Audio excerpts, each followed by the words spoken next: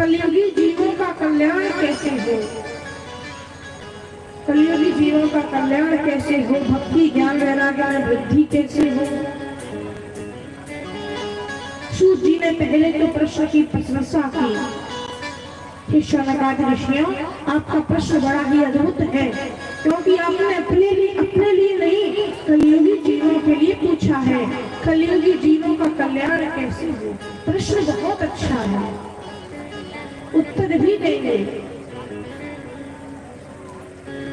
देखो, कलयुगी जीवों के कल्याण के लिए श्री सुखदेव जी ने श्रीमद् भागवत कथा रूपी ग्रंथ का प्रकाश दीपक जला दिया है।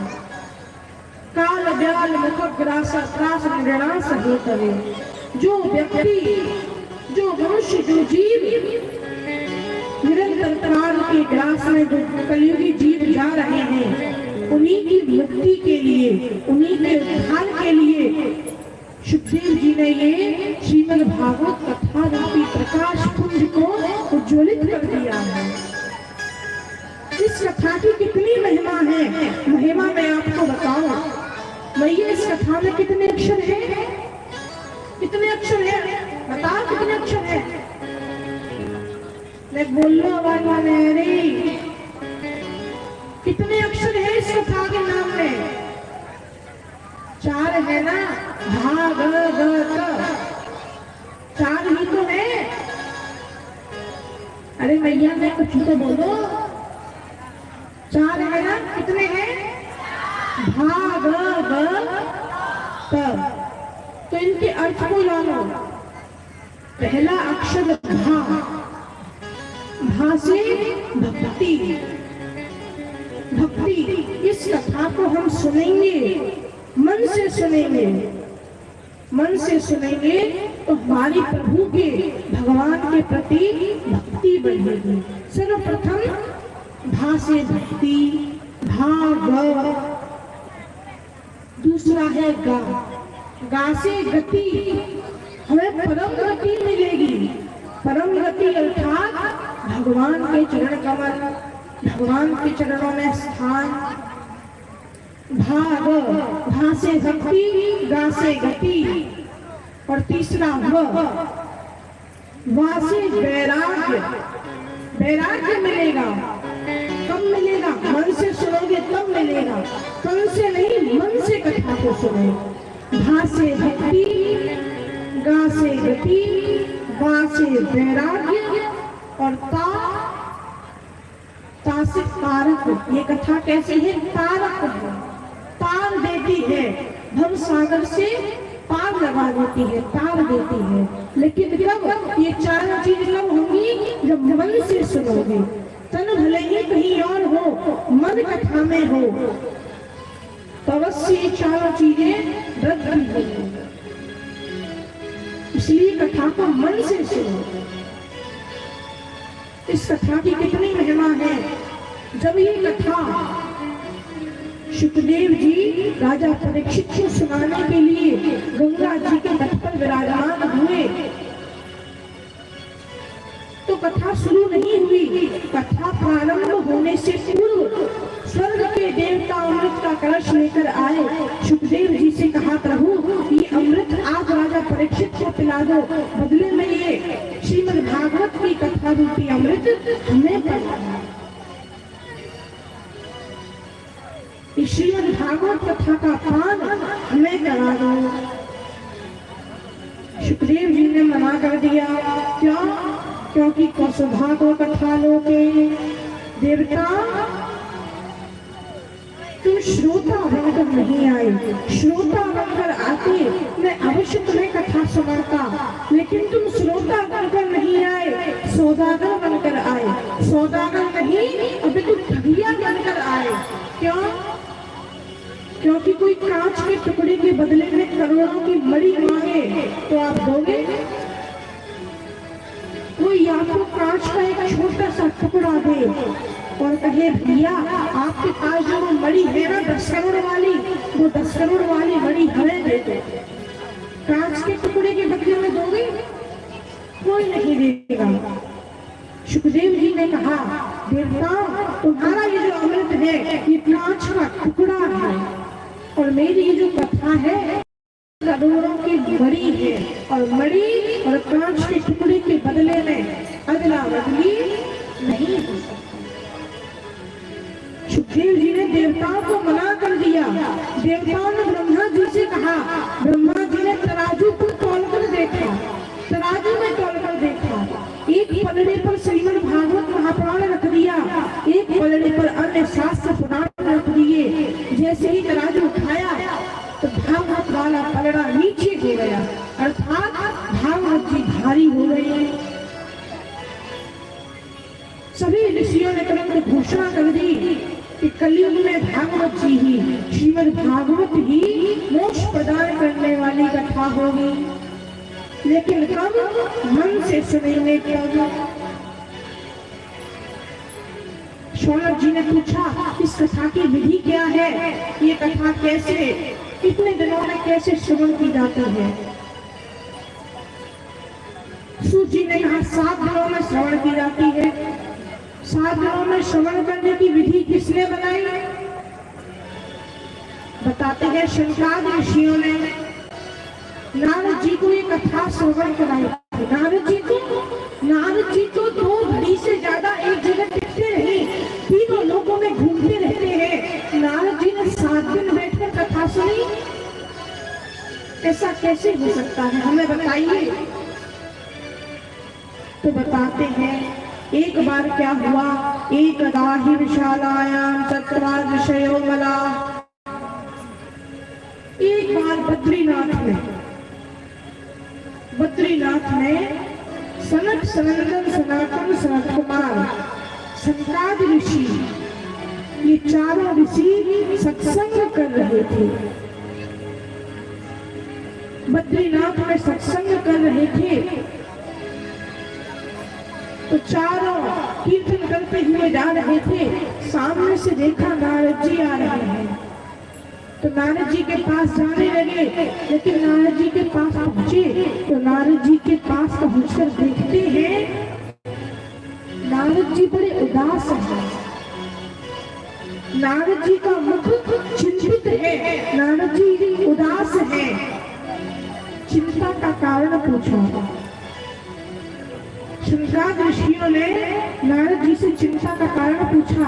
नारद जी ने बताया, हे ऋषियों, हे मुनियों, अहम तो पृथ्वी यातो ज्ञात्वा सर्वोत्तमामिति पुष्करं च प्रयागं च काशीं गोदावरीं तथा हरिक्षेत्रं कुरुक्षेत्रं श्रीरंगं सेतुबन्धनम् एवमादिषु तीर्थेषु भ्रममाणस्ततः।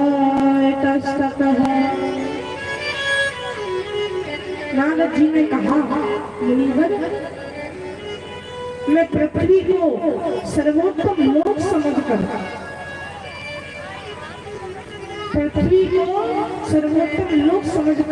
पृथ्वी पर आया। मैंने सोचा मुझे कहीं शांति नहीं मिली, पृथ्वी पर तो शांति मिलेगी। पृथ्वी पर शांति सोचकर मैं आया और बहुत तीर्थों में गया। कहाँ पुष्कर गया, प्रयाग गया, काशी गया, नासिक गया, हरिद्वार गया, कुरुक्षेत्र गया, श्रीरंगम, सेतुबंध गया, रामेश्वरम गया। मैं कई तीर्थों में गया लेकिन शांति नहीं मिली।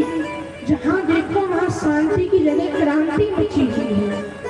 महाराज, प्रत्येक जीव केवल अपना पेट भरने में लगे हुए हैं। उदरम भरणो जीवा। प्रत्येक जीव, प्रत्येक मनुष्य केवल अपना पेट भरने में लगे हुए हैं, किसी की कोई चिंता नहीं। केवल घरों में स्त्रियों का राज्य हो गया है। माता पिता को तो कोई पूछने वाला नहीं है। माता पिता की सेवा केवल तब तक होती है जब तक तिजोरी की चाबी हाथ में नहीं आ गई। जिस दिन तिजोरी की चाबी हाथ में आई उस दिन माता पिता को या तो किसी तीर्थ स्थल में, किसी वृद्धाश्रम में छोड़ाए और या तो खेतों पर डाल दिए। ये स्थिति आ गई है। घर में कोई नया कार्य होता है, किसी नए कार्य का शुभारंभ किया जाता है, तो माता पिता से सलाह नहीं लेते, बड़े बूढ़ों से, बुजुर्गों से, इनसे सलाह नहीं लेते। सलाह किससे लेते हैं? बोले साले साहब से। साले साहब से जाकर सलाह ली जाती है। और मैया, हमारे ब्रज में कहावत है, ब्रज में कहते हैं क्या? दीवार बिगाड़े आरो और घर बिगाड़े सारा। ब्रज में कहावत है, दीवार बिगाड़े आरो और घर बिगाड़े। दीवार में जितने आले होंगे, अलमारियां होंगी, दीवार उतनी कमजोर होगी, और दीवार जितनी कमजोर होगी उतनी ही जल्दी टूट जाएगी। उसी प्रकार घर में बात बात पर साले साहब से सलाह ली जाएगी, तो जो परिवार रिश्ते नाते जुड़े हुए हैं वो भी धीरे धीरे टूट जाएंगे। हाँ, लेकिन ऐसी बात नहीं है, यदि साला कृष्ण जैसा हो, बलराम जैसा हो, राम जैसा हो, तो घर बिगड़ता नहीं है, घर सुधर जाता है। नारद जी वर्णन करते हैं, मुनिवर में क्या बताऊं, कन्याओं का विवाह नहीं होता, आजकल विवाह संबंध नहीं होते, सौदे होते हैं। जहाँ सौदा फट गया, जहाँ 10 लाख मिला, जहाँ 20 लाख मिला, वही संबंध तय कर गया। आजकल संबंध नहीं, सौदे होते हैं। इस कलयुग का तो क्या ही वर्णन करूं। मैंने सोचा मुझे यहाँ कहीं तो शांति नहीं मिल रही, शांति कहाँ मिलेगी। मुझे अचानक स्मरण आया, कहीं शांति नहीं मिली, वृंदावन में शांति मिलेगी। वृंदावन में तो साक्षात प्रभु अपने पूर्ण अंशों के साथ आए थे। वृंदावन में मुझे अवश्य शांति मिलेगी। नारद जी बोले, मैं तुरंत वृंदावन आया। वृंदावन में जमुना जी के तट पर मैंने देखा कि जमुना जी के तट पर कई स्त्रियां हैं। तत्राश्चर्य मया दृष्टम। यमुना जी का तट है और यमुना जी के तट पर कई सारी स्त्रियां हैं। उन स्त्रियों के, देवियों के बीच में एक स्त्री है, रो रही है। वो स्त्री रो रही है, उसके सामने 2 वृद्ध पुरुष, 2 बूढ़े पुरुष लेटे हुए हैं, अच्छी अवस्था में पड़े हुए हैं। मैंने सोचा ये स्त्री क्यों रो रही है? रो रही है, मैं जाऊं, जाकर इसके दुख का, इसके कष्ट का निवारण करूं, इसके कष्ट को दूर करूं, दुख को दूर करूं। मैंने ये सोचा, उसके पास जाने लगा, लेकिन मैं उसके पास नहीं गया। मैंने दूर से ही सोचा, ये कलयुगी स्त्रियां हैं। जहाँ 4-5 मैया इकट्ठी भई, कोई ऐसी वैसी बात आ गई तो 2 मिनट में आंसू बहाना चालू कर दिया, और अगले मिनट जाकर देखो तो ऐसे हंस के दांत बाहर निकाल कर बात करती है कि जाने में क्या नहीं मिल गया। कलयुग की स्त्रियां हैं, कुछ भरोसा नहीं। अभी रो रही है तो अगले मिनट न जाने क्या हो। नारद जी बोले, मैंने ये विचार किया और ये विचार करके मैं लौटने लगा। वो स्त्री जो रो रही थी, उसने मुझे देखा, तुरंत आवाज लगाई, भो भो साधो शरणं दिशा विनाशय दर्शनं तव लोकस्य सर्वथा भहरं। उस स्त्री ने मुझे देखा और मुझे देखकर वो आवाज लगाने लगी, हे साधु महाराज, कहाँ जा रहे हैं? भो साधु क्षणं तिष्ठा मच्चिंता मते नाश्रय। मेरी चिंता का नाश कर दीजिए, कहीं मत जाइए, आइए। साधु महाराज एक क्षण, केवल एक क्षण, एक क्षण रुकिए, मेरी चिंता का नाश कीजिए। नारद जी पास आए, पूछा देवी क्या कारण है, तुम कौन हो, दुख का कारण क्या है, ये इतनी स्त्रियां हैं, ये स्त्रियां कौन है? नारद जी बोले, उस युवती ने, उस स्त्री ने मुझे सब कुछ बताया। वो कहती है नारद जी, हे साधु जी, हे महात्मा जी, अहम भक्ति ख्याता ज्ञान वैराग्य नामानो काल योगेन जर्जरो। हे साधु महाराज जी, मेरा नाम भक्ति है, मेरा नाम भक्ति है। और ये दोनों जो वृद्ध पुरुष देख रहे हैं ना, तो धरती पर पड़े हुए हैं, ये दोनों कोई और नहीं है, ये मेरे बेटे हैं, ये मेरे पुत्र हैं। और ये जो स्त्रियां हैं, देवियां हैं, ये और कोई नहीं है, ये कौन है? ये गंगा, यमुना, सरस्वती, कावेरी, गोदावरी आदि नदियां हैं, और कोई नहीं, ये साक्षात नदियां हैं। मेरे दुख को दूर करने के लिए आई हैं, लेकिन फिर भी मुझे अपने कष्ट से निवृत्ति नहीं मिली। अब आप ही कुछ करिए। नारद जी ने बताया, कलयुग के आ जाने से ही ऐसा हुआ है, ये कलयुग है ना, इसके कारण ही ऐसा हुआ है। कलयुग आ जाने से तुम्हारे पुत्र तो वृद्ध हो गए, लेकिन ये वृंदावन की महिमा है कि पुत्र तो वृद्ध हो गए, लेकिन तुम तरुणी हो। क्यों? क्योंकि वृंदावन में भक्ति की मांग ज्यादा है, ज्ञान वैराग्य को कोई नहीं पूछता, भक्ति को ही सब पूछते हैं। इसलिए तुम आई, तुम तरुण हो गई, लेकिन ज्ञान वैराग्य वृद्ध हो गए, बूढ़े हो गए। ये कलयुग के आने से हुआ है। भक्ति ने कहा, यदि कलयुग इतना दुष्ट है, इतना क्रूर है, तो राजा परीक्षित ने से माना क्यों नहीं? राजा परीक्षित ने जिंदा क्यों छोड़ दिया? उनकी पकड़ में आ गया था, मार देते थे। नारद जी ने बताया, उसका ही कारण था। जब राजा परीक्षित ने कलयुग को मारने के लिए तलवार निकाली, कलयुग शरण में आ गया। राजा परीक्षित ने सोचा, शरण में आए हुए को मारना नहीं चाहिए, शरण में आए हुए को नहीं मारना चाहिए, ये सोचा। और उसके अंदर एक गुण देखा, वो गुण देख करके उसे छोड़ दिया। क्या गुण? यत्फलं नास्ति तपसा न योगेन समाधिना तत्फलं लभते सम्यक् कलौ केशव कीर्तना।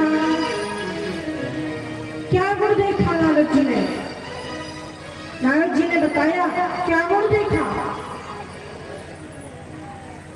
गुण देखा, यत्फलं नास्ति तपसा, जो फल अन्य युगों में, सतयुग, त्रेता, द्वापर, जो इन तीनों में यज्ञ करने से, हवन करने से, समाधि लगाने से नहीं मिलता, वो फल कलयुग में केवल भगवान का नाम संकीर्तन करने मात्र से मिल जाता है, नाम जप करने मात्र से ही मिल जाता है। गोस्वामी तुलसीदास जी ने भी इसका वर्णन किया है।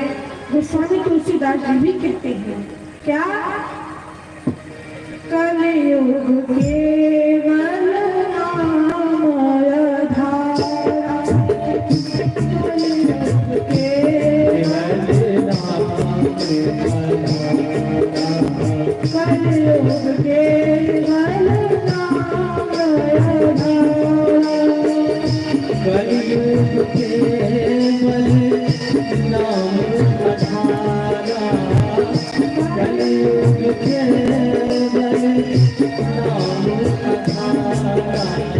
सवेरे सवेरे उतरा है तारा, सवेरे सवेरे उतरे है तारा।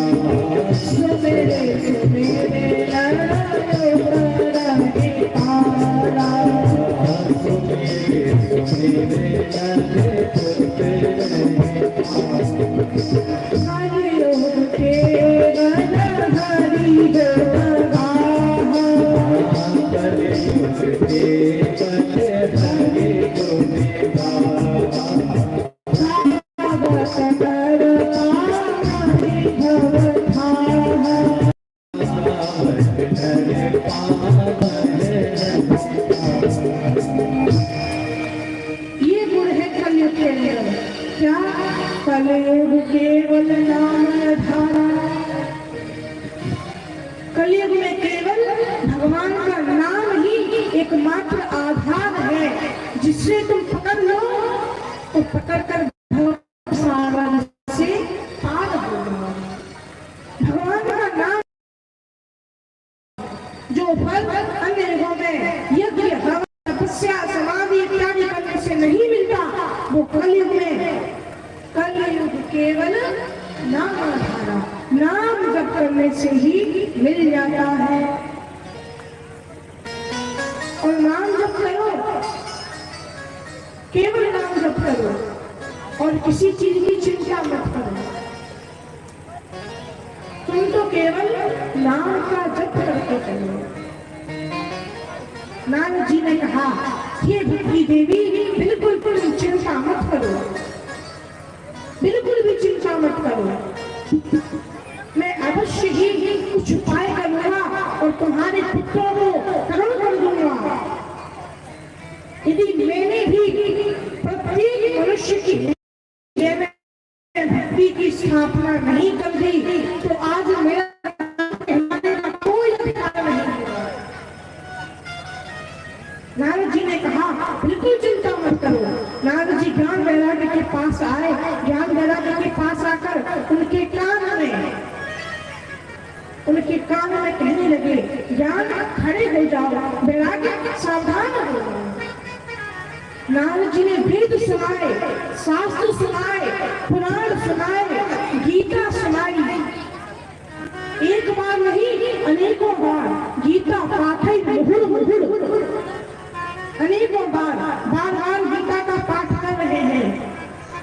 उससे प्रभाव हुआ, ज्ञान वैराग्य बैठ गए, खड़े नहीं हुए, बैठ गए। लेकिन आंखें फिर भी ना खुली, आंखें बंद हैं, बैठ गए। एक क्षण के लिए बैठे और दूसरे क्षण पुनः गिर गए। नारद जी चिंता में पड़ गए। तभी आकाशवाणी हुई, हे नारद, चिंता मत करो, उद्यम करो, सफलता अवश्य मिलेगी। कोई सत्कर्म करो, सत्कर्म करो। नारद जी ने कहा, क्या सत्कर्म करूं? मैंने गीता सुनाई, सुना सत्कर्म नहीं था। यदि ये सत्कर्म नहीं है तो फिर सत्कर्म क्या है? आकाशवाणी ने कहा, वो तुम्हें कोई ऋषि महात्मा बताएंगे। इतना कहकर आकाशवाणी शांत हो गई। नारद जी ऋषि महात्माओं के आश्रमों में जाने लगे। जो भी ऋषि महात्मा मिलता है उसी से पूछते हैं, महाराज सत्कर्म क्या है? कोई उत्तर नहीं दे पाता। अब अंत में शंकर ऋषि के पास आए। शंकर ऋषि से पूछा। शंकर ऋषि ने कहा, नारद जी बिल्कुल चिंता मत करो, तुम सत्कर्म, हम बताते हैं सत्कर्म क्या है। श्रीमद् भागवत कथा का आयोजन करो, अवश्य ही इससे ज्ञान वैराग्य कर्म होंगे। तुम श्रीमद् भागवत कथा का आयोजन करो। हरिद्वार में गंगा जी के किनारे आनंद नाम का घाट है, वहीं ये कथा करो। नारद जी बद्रीनाथ में थे। बद्रीनाथ से हरिद्वार आए और बस सारी चिंताओं को छोड़कर मन लगाकर कथा सुनने लगे। सारे ऋषि महात्मा, गृहस्थ, संत, देवता, दानव सब कथा सुनने आए। बड़ा ही दिव्य अनुपम अनूठा संगम हरिद्वार में हुआ। नारद जी ने सारी चिंताओं को छोड़ा, आसन लगाकर बैठे। शंकर ऋषि कथा सुनाने लगे। और नारद जी ने अब सब कुछ भगवान के ऊपर छोड़ दिया। प्रभु, अब सब कुछ तुम्हारे ऊपर है, सब कुछ तुम्हारे ऊपर है, तुम जानो।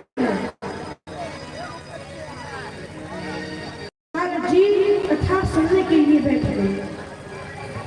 शंकर ऋषि कथा सुना रहे हैं। शंकर ऋषि कहते हैं, सदा सेव्या श्रीमद् भागवती कथा। इस कथा का बार बार श्रवण करो, जितनी बार मिल सके उतनी बार श्रवण करो। ऐसा नहीं हमने एक बार सुन ली है, 2 बार सुन ली है, 3 बार सुन ली है, नहीं, जितनी बार मिले उतनी बार इस कथा का श्रवण करो और मन लगाकर इस कथा का श्रवण करो। आप कौन से विराजमान हो, बैठे होंगे, रात का वक्त है, बच्चे भूखे होंगे, मन घर पर पहुंच गया है बच्चों के पास, तन प्रथम से यहाँ बैठे हो, कोई फायदा नहीं, मन यहाँ लगाओ, तन भले ही कहीं भी, मन यहाँ लगाओ, मन लगाकर कथा को श्रवण करो। अच्छा, मन किसका एकाग्र होता है? मन किसका एकाग्र होता है? मन उसका एकाग्र होता है जिसे किसी बात की चिंता नहीं होती, लेकिन चिंता सबको है, तो मन एकाग्र कैसे हो? तो तुम चिंता करो ही, चिंता किस व्यक्ति को होगी और होती है? देखो, चिंता 3 कारणों में होती है। कौन कौन से कारणों में? उन 3 कारणों को तुम त्याग दो। पहला कारण, जो होगा उसे मैं रोक नहीं सकता, जो होगा उसे मैं रोक नहीं सकता, चिंता अपने आप चली जाएगी। जो होगा अच्छा ही होगा। सोचो कि जो होगा अच्छा ही होगा, जो होगा उसे मैं रोक नहीं सकता। और प्रभु साक्षात परमात्मा हमारे कल्याण के लिए ही जो करेंगे, तो हमारे कल्याण के लिए ही करेंगे, चिंता रहेगी ही नहीं। इन 3 बातों को जीवन में उतार लो, जीवन की गाड़ी भगवान के हाथों में सौंप लो, उनके चरणों में रख